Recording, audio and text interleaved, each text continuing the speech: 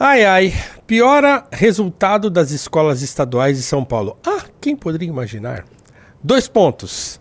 Alunos de 14 anos não entendem artigos de opinião. Entender artigo de opinião já seria um salto inimaginável. Então. Eles não entendem se eu escrever um texto assim de 10 linhas assim sobre qualquer coisa e entregar na mão deles, eles têm uma dificuldade de entender que é um negócio impressionante assim. Resultados da avaliação das escolas estaduais, o SARESP, mostram queda no desempenho em relação a 2022 em português e matemática. Isso também não é novidade. Saiu ano passado o PISA e já foi uma tragédia absoluta. O governo diz que tem realizado mudanças importantes para melhorar o processo de aprendizagem. Então vamos lá, o que está escrito na matéria. Resultados da avaliação da Rede Estadual de São Paulo, o SARESP, mostram que o desempenho na educação piorou em 2023. A média dos alunos, nos anos finais do ensino fundamental, do 6º ao 9º ano, caiu 10 pontos em português e 3 pontos em matemática em relação a 2022. Elas voltaram a patamares de 10 anos atrás e ainda são piores do que as registradas imediatamente após a pandemia. No último ano, a gestão de educação foi marcada por polêmicas do atual secretário Renato Feder, que chegou a anunciar a intenção de não usar mais livros didáticos e depois voltou atrás. Há incentivo para que as aulas sejam dadas usando material feito pela secretaria, em PowerPoint e para o uso de tecnologias como aplicativos para leitura, matemática e lições de casa. O número de alunos nos níveis básico e abaixo do básico, considerados insuficientes, também aumentou. Estão em Gente, espera aí. Eu vou ler devagar isso aqui. Por favor. Estão em 79% em português e 88% em matemática. Alunos abaixo do básico e em níveis básicos. Isso é uma catástrofe sem precedentes. E nós estamos falando de alunos do ensino fundamental, tá? Sim. Esses caras vão para o ensino médio daqui a pouco e aí vão perpetuando essa situação aí, porque eles não vão chegar no ensino médio e aprender a fazer conta, aprender a ler um bom livro. Não vão. Pelo contrário, na verdade se espera que eles já saibam pelo menos um mínimo para poder... Sim, isso não vai ser nem assunto no ensino médio, tá? Sim. Então, isso vai se perpetuar. A maioria não consegue localizar os argumentos em um artigo de opinião e não sabe resolver equações de segundo grau. Ambas as competências são consideradas adequadas para a série. Em nota, a Secretaria da Educação afirmou que tem realizado mudanças importantes para melhorar o processo de aprendizagem em todos os ciclos do ensino da rede. Os passos mais efetivos nesse sentido começaram a ser dados no segundo semestre do ano passado, com a adoção de material digital. Eu não sei como é que o material digital vai melhorar isso, mas enfim, eu vou falar daqui a pouco sobre, mas aguarda aí. A introdução de plataformas, formação de professores e a melhoria na infraestrutura da rede completa.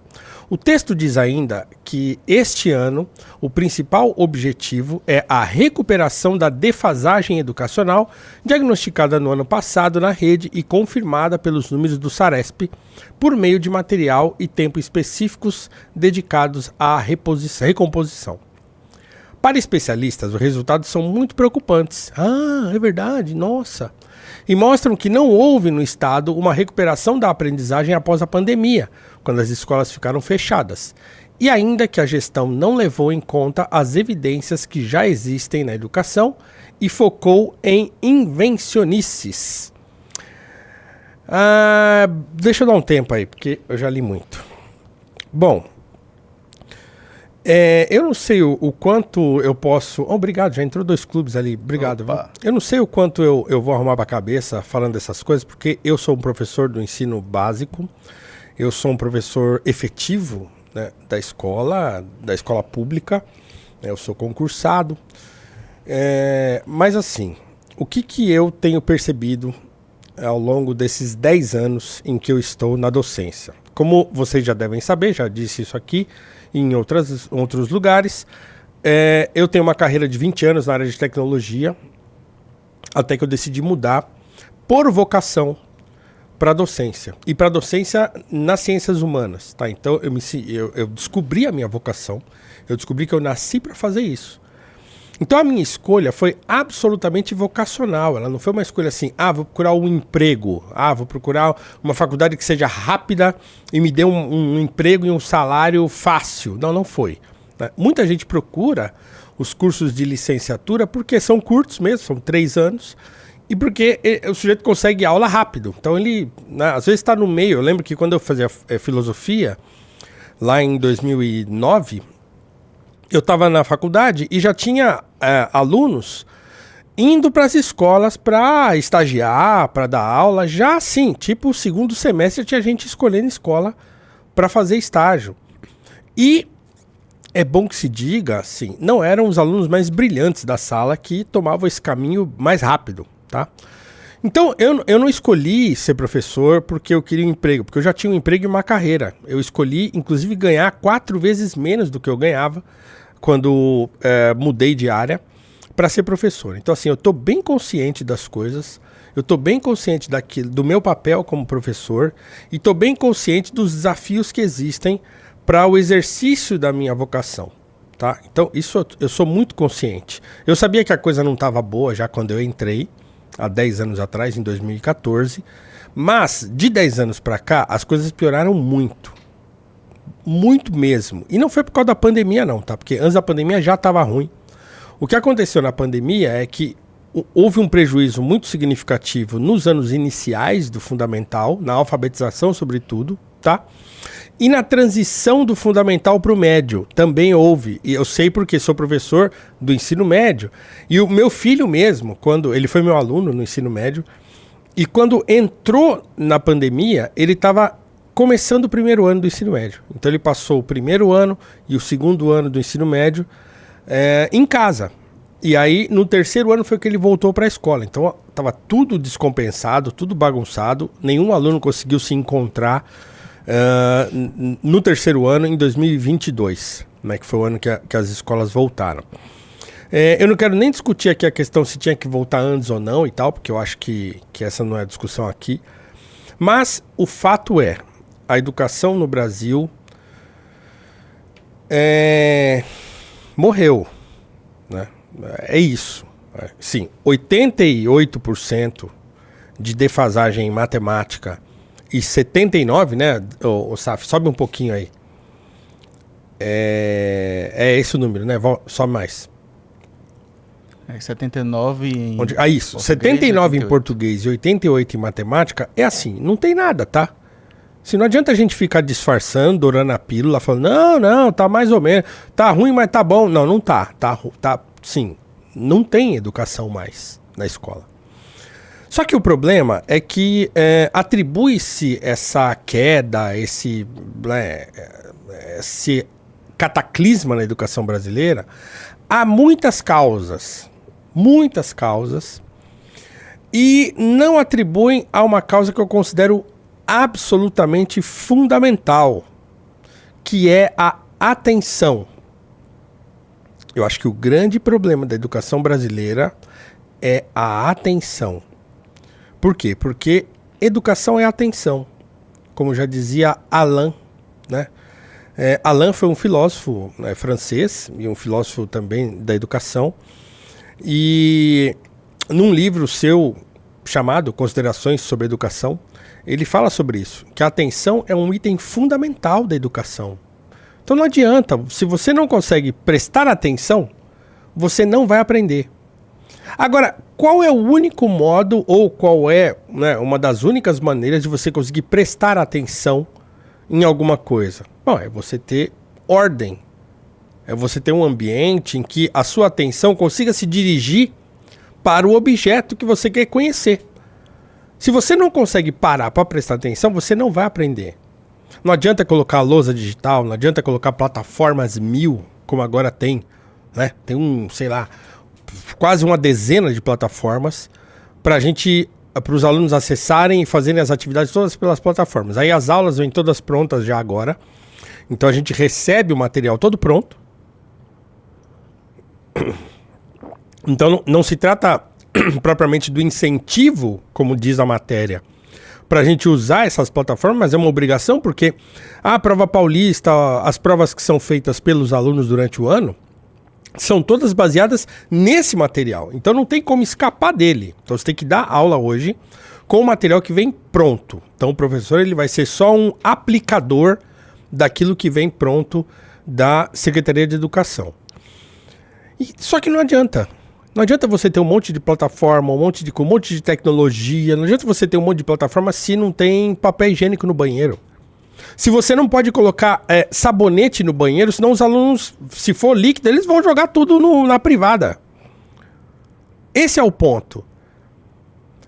Certo? Eu uma vez dava aula numa escola que tacaram fogo na cortina. Eu já contei isso aqui, eu acho. Tacaram fogo na cortina. Vai pra 2 aqui, Saf, por favor. Eu dei aula numa escola, uma escola pública, que os alunos tacaram fogo na cortina. E aí, não tinha como apagar o fogo da cortina.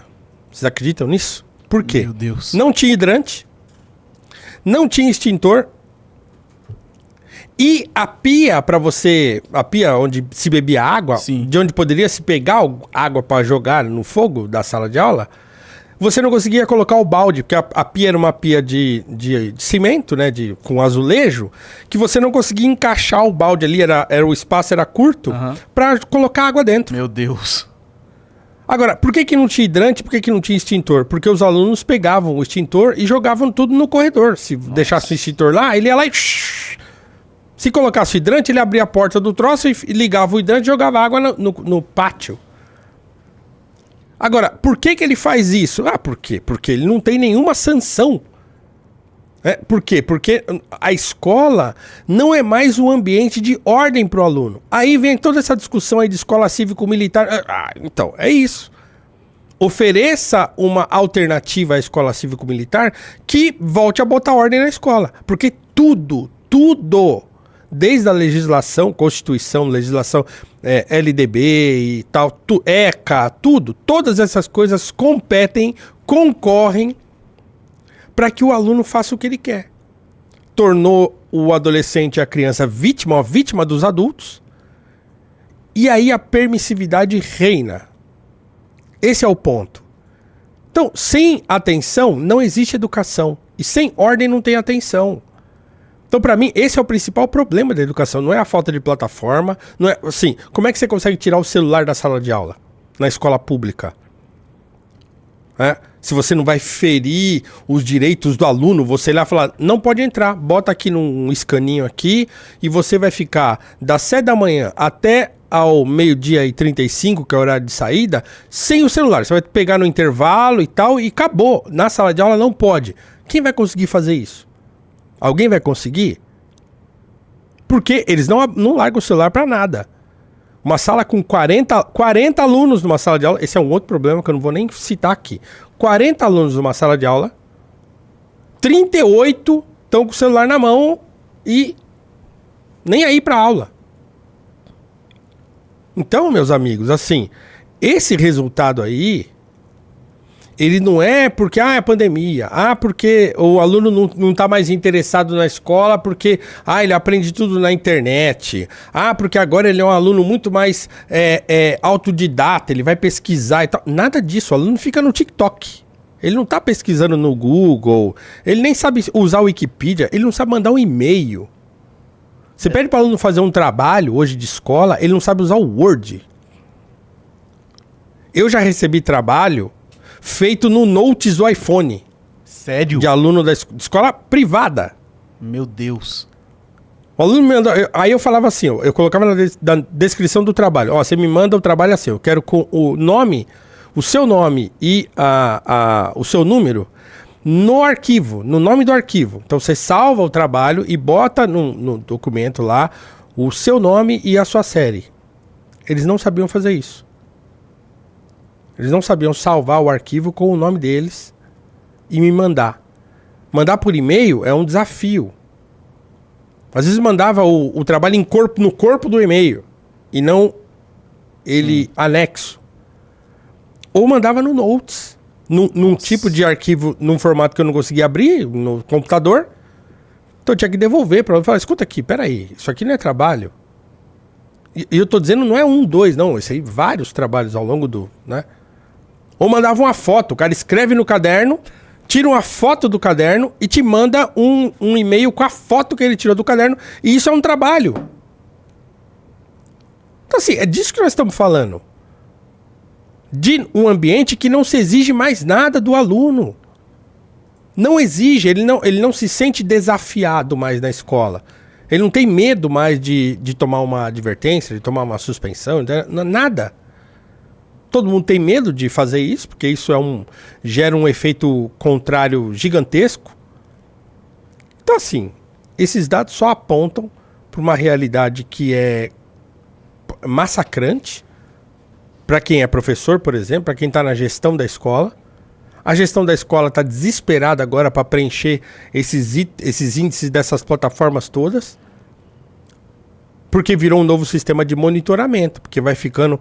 Os alunos têm que fazer atividades diárias, um monte de atividade que as plataformas vão gerando para eles, e se eles não fazem, a diretora é cobrada. Aí os professores são cobrados e os alunos têm que ser cobrados. Só que assim, vira um sistema de pressão.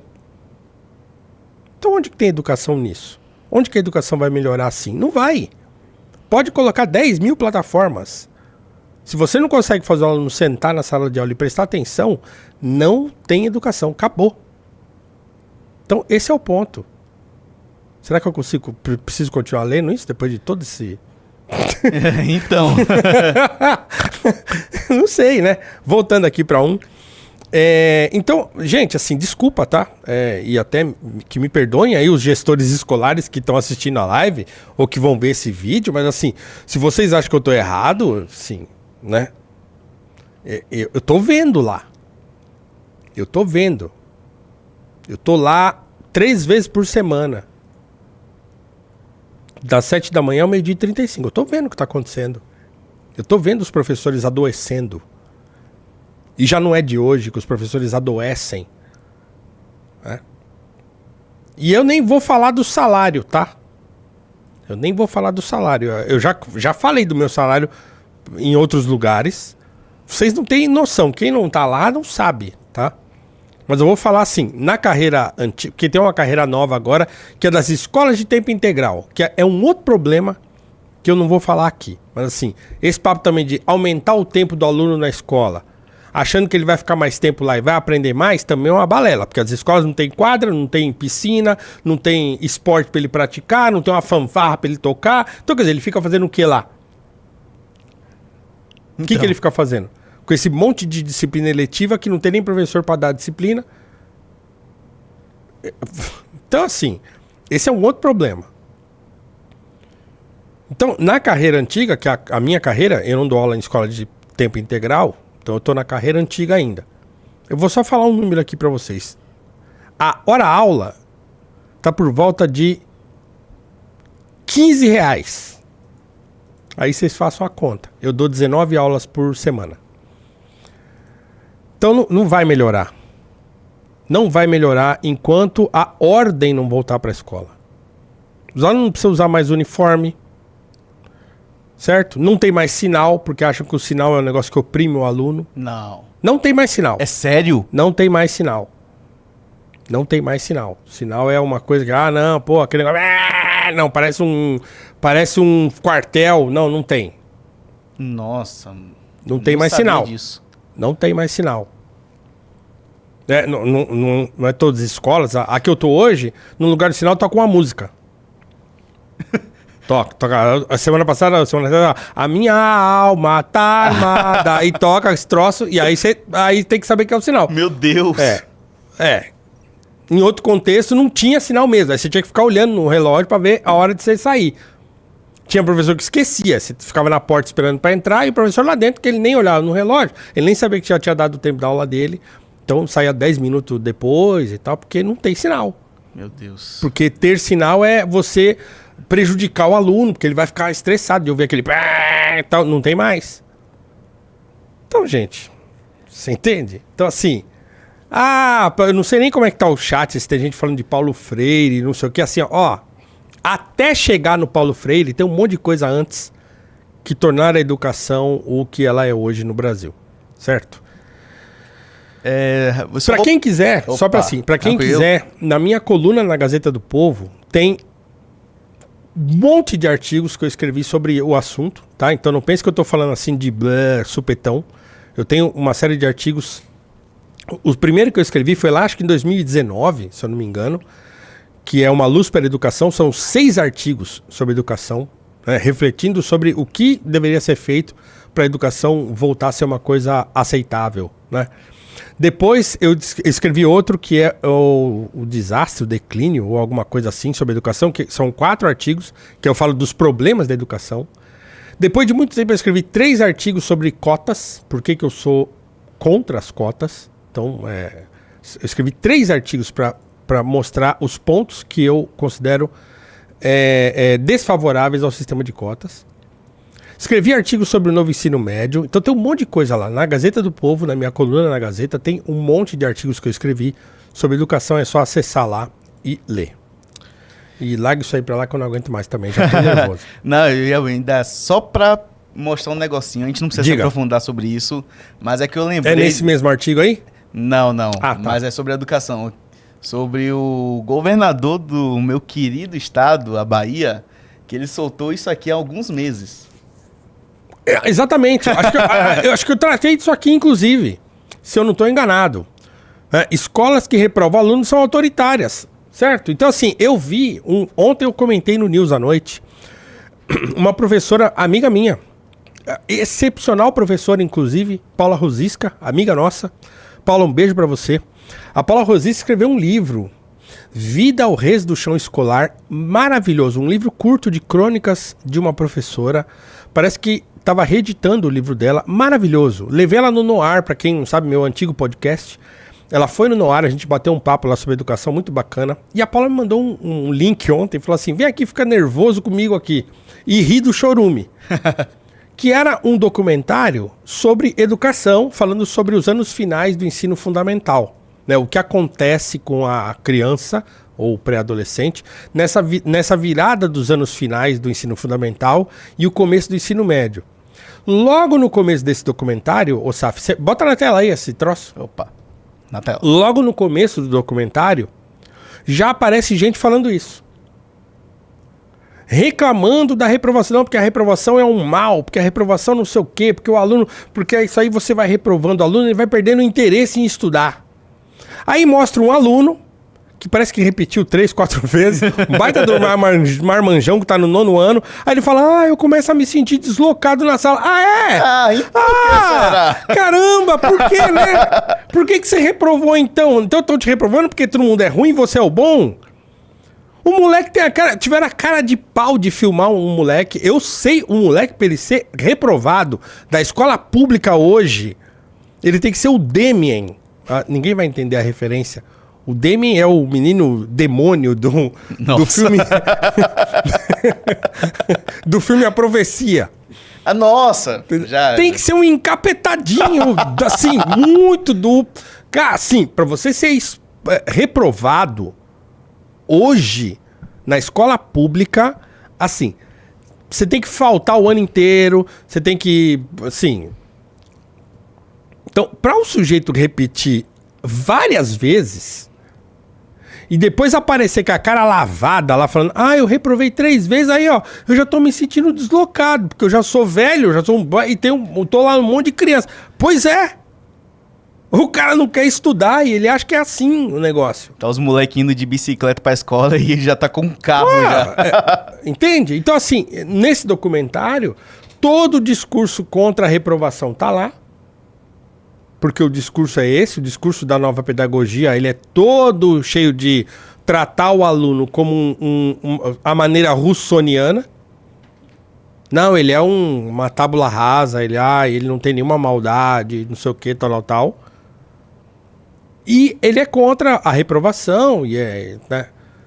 Então, todas essas coisas, e aí é a culpa da nova pedagogia, e não propriamente do Paulo Freire em si, mas da nova pedagogia como um todo, começando lá em John Dewey, ou até antes, né? E vindo até hoje. O Anísio Teixeira aqui no Brasil foi um cara mais importante para que a educação se tornasse o que se tornou hoje do que o Paulo Freire, propriamente dito. O professor Ricardo, a gente estava conversando num news falando sobre isso. Então, gente, assim, não tem como.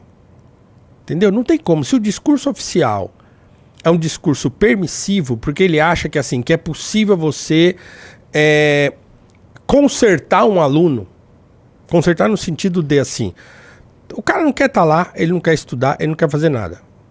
Você não tem dispositivos de persuasão. Você tem que usar tudo você tem que criar tem que, sei lá, vestido de palhaço, você tem que ir lá fazer malabares e tal, é assim. Você não consegue fazer o cara sentar lá, como era antigamente, e falar, ó, você tem que estudar, meu amigo, porque senão você vai repetir, porque senão você vai receber uma cartinha que a sua mãe vai assinar, você vai ser expulso da escola, vai ter que ir para a escola particular. Então não tem isso, porque, claro, o discurso todo inclusivo é o discurso de que você tem que ser totalmente permissivo para você evitar a evasão. Por quê? Porque para a Unesco, o que importa é quantas crianças e adolescentes estão na escola. O acordo que o Brasil assinou com a Unesco de erradicar o analfabetismo e erradicar as crianças que estão fora da escola, significa o quê? Eles estão entulhando as escolas de crianças e adolescentes, não necessariamente porque elas vão estudar, mas porque elas estando matriculadas, elas entram numa estatística, eles geram um gráfico, manda para a Unesco fala, caramba, vocês estão bem, hein? E aí quando tem PISA, quando tem Saresp, quando tem tudo isso aí a gente vê qual que é a situação real da educação no Brasil. Chega que já falei muito, isso pode me dar problema pra minha cabeça. Desculpa, tá? Desculpa. Foi mal. É uma situação muito complicada. Então, vamos... Demais. Tô desabafei porque, olha... Não, precisa. O negócio tá feio, tá? Tá feio. Infelizmente... Pessoal, obrigado aí pelos 4 clubes, tá bom? Entre no clube, tá aqui, ó. Quer escapar disso? Assim, ó. Tá dito lá. O aluno não entende artigos de opinião. Agora, detalhe, viu, Saf? Detalhe. Entender artigo de opinião é insistir, às vezes, em artigo de opinião. É ler. Né? Então, assim, eu já no meu começo da minha entrada no universo literário, para ler, né, coisas um pouco mais densas, era muito difícil também no começo. O fato dos alunos, dos jovens e os adultos hoje do Brasil não conseguirem ler o Machado de Assis é uma desgraça de tamanho, de proporções bíblicas. Então, assim, entender artigos de opinião é ler os artigos. Ah, não entendi. Volta. Ah, não entendi. Consulta. Vai pegando o jeito para você entender. E a Valete, né? E aqui a revista é composta de artigos de opinião e ensaios. Então, para quem tem a Valete, para quem assina a Valete e tal, lembrando aí que se você entrar lá em mbl.org.br/colecione, você pode comprar Valete avulsa lá, 5 Valetes, ganha um box desse maravilhoso aqui para você colocar suas Valetes, tá? Então, ó, se comprar 5 Valetes ou mais, você recebe esse box lá em mbl.org.br/colecione. Mas se você entrar no clube, você vai receber essas 2 Valetes, tá? Do Senna e do Musk. Então a Valete é composta de artigos de opinião e ensaios, né? Alguns mais densos que os outros, né? Que exigem. Então tem leitores, como eu estava conversando com o Renan esses dias, que os leitores já têm. Ele teve no Congresso da Bahia agora, no final de semana, e ele anda descobrindo nos congressos que os leitores têm já o seu esquema para ler a Valete. É uma revista física, você vai ter que parar um tempo lá e... Então tem gente que começa pelos artigos mais densos. Então ele vai ler com calma, vai ler, vai anotar e tal. Depois ele vai para aqueles mais menores, né? Mais palatáveis e tal. Então, aqui, ó. A Valete já é em si mesma um pequeno sistema de educação. Tô falando sem medo de parecer pretensioso ou de fazer propaganda enganosa. Porque é mesmo. Né? De autoeducação. Você vai ler a revista e vai aprender lendo a revista. E vai aprender a ler lendo a revista. Tá? Então, ó, entre no clube para você receber 2 Valetes. Tá? O clube, sem contar o clube, né? O clube mesmo que tem lá, só de relatório, mais de 5.000 páginas. Então, assim, a pessoa entra no clube, ela não vai dar conta do conteúdo. Em um ano ela não vai dar conta. Sem contar que coisas são produzidas diariamente lá. Tá? Então, entre no clube, R$30 por mês, R$1 por dia. Você vai receber 2 valetes e ainda vai ter acesso a um universo de educação, de cultura, né? E vai enriquecer, né, essa situação que a gente encontra na educação formal. Tá? Então venha para o clube, vem engrossar com a gente esse contingente que não é muito grande, mas é significativo de pessoas que estão saindo dessa estatística do ensino aí e estão aprendendo, e estão se aplicando em aprender, e estão lendo, estão vendo vídeos interessantes, estão vendo os mini-docs que tem lá no clube, tem vários mini-documentários lá. Então ele está assistindo documentário, está anotando coisas, está aprendendo, né? Então o clube é uma plataforma de ensino, sobretudo.